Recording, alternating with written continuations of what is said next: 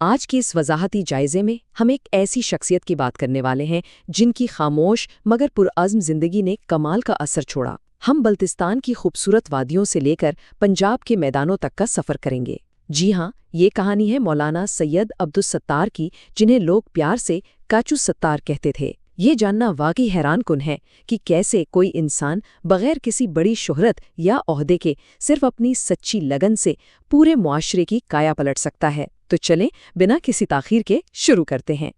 کچھ زندگیاں سادگی کے پردوں میں گزرتی ہیں، مگر ان کے اثرات تاریخ کے سینے میں دیر تک سانس لیتے رہتے ہیں۔ سچ پوچھیں تو یہ بات اس کہانی پر بالکل فٹ بیٹھتی ہے۔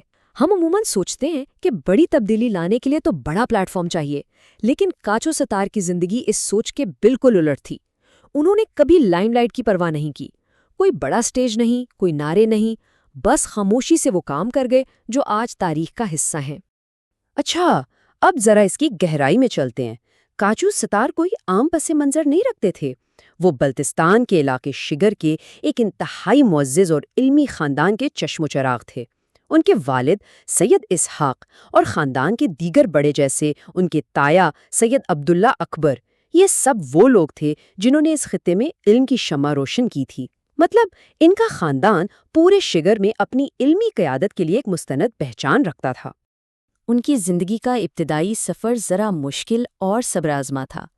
1950 کی دہائی میں توحید آباد میں ان کی پیدائش ہوئی۔ ابھی بچپن کی دہلیز پر ہی تھے کہ والد کا سایہ سر سے اٹھ گیا۔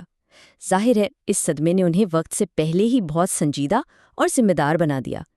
علم کی پیاس انہیں 1962 میں پنجاب لے آئی، جہاں انہوں نے 4 سال تک شیخ الحدیث مولانا یعقوب ملہوی جیسے جید اساتذہ سے علم حاصل کیا۔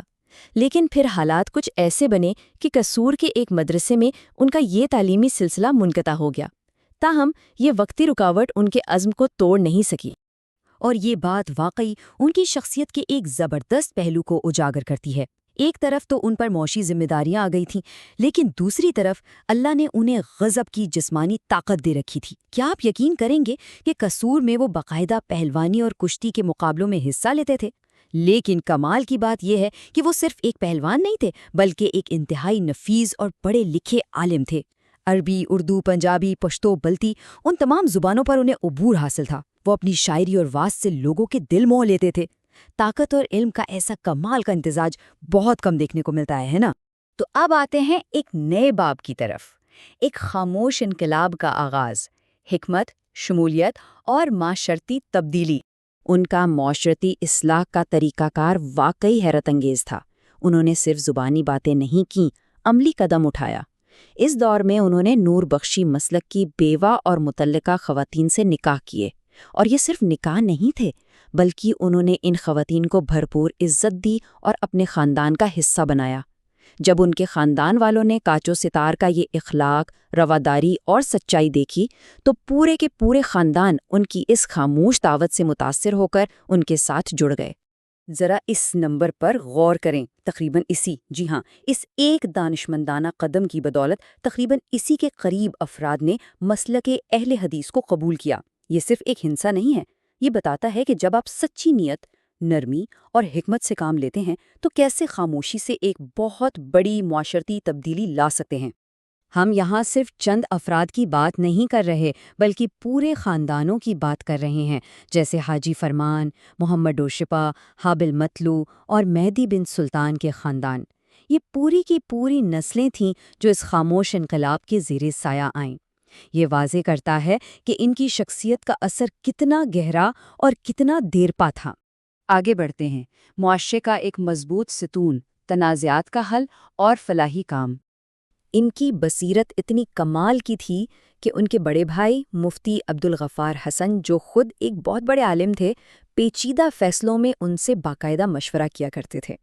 اور اگر ہم ان کی عملی خدمات کی بات کریں تو وہ تنہا ایک ادارے کے برابر تھے۔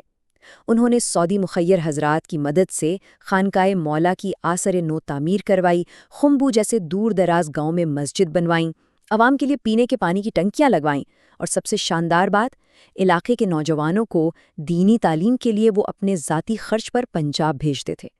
یہ سب ثابت کرتا ہے کہ ان کا دل اپنی کمیونٹی کے لیے کتنا دھڑکتا تھا۔ اب میں آپ کو ان کی زندگی کا ایک زبردست واقعہ بتاتا ہوں۔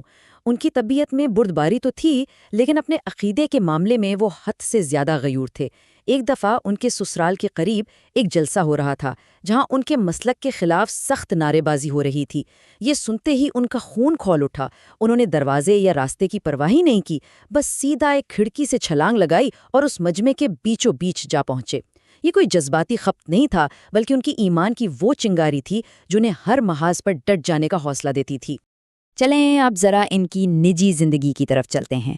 خاندانی زندگی، عوامی خدمت اور گھریلو زندگی کا توازن۔ اتنی مصروف عوامی زندگی کے باوجود انہوں نے اپنے خاندان کو پورا وقت دیا۔ انہوں نے اپنی زندگی میں کل 3 نکاح کیے۔ پہلا نکاح سید ثناء اللہ بن سید جان کی صاحبزادی سے ہوا، جن سے انہیں مدینہ یونیورسٹی کے فاضل سید ضیاء الرحمن اور 2 بیٹیاں عطا ہوئیں۔ دوسرا نکاح، جیسا کہ ہم نے پہلے بتایا، شیر علی ڈوشپا کی بیوہ سے کیا، حالانکہ اس سے کوئی اولاد نہیں ہوئی۔ اور تیسرا نکاح آپو محمد گوپنگپا کی بیٹی سے ہوا، جن سے ان کے 4 بیٹے اور 1 بیٹی پیدا ہوئے۔ مطلب انہوں نے عوامی اور گھریلو دونوں محاذوں پر ایک بہترین توازن قائم رکھا۔ لیکن زندگی کا یہ خوبصورت اور شاندار سفر بالآخر اپنے اختتام کو پہنچا۔ اپنی زندگی کے آخری ایام میں وہ گلے کی ایک انتہائی تکلیف دہ بیماری کا شکار ہو گئی۔ ان کی تکلیف اتنی بڑھ گئی تھی کہ آپریشن کے بعد سانس اور خوراک کے لیے پلاسٹک کی نالی تک لگانی پڑی۔ اور پھر 23 اپریل 2011 کو محض 59 برس کی عمر میں یہ عظیم انسان اپنے خالق حقیقی سے جا ملا۔ وہ بظاہر رخصت ہو گئے، لیکن اپنے پیچھے جو علمی وراثت، صالح اولاد اور اثرات چھوڑ گئے، وہ آج بھی زندہ ہیں۔ تو آخر میں یہ سوال ہم سب کے لیے ایک لمحہ فکریہ ہے۔ کیا حقیقی عظمت کے لیے واقعی شہرت کے شور کی ضرورت ہے، یا ایک خاموش اور سچی لگن تاریخ پر زیادہ گہرا اثر چھوڑتی ہے؟ کاچو ستار کی زندگی نے ثابت کر دیا کہ خدمت کے لیے کسی بڑے ممبر کی شرط نہیں ہوتی۔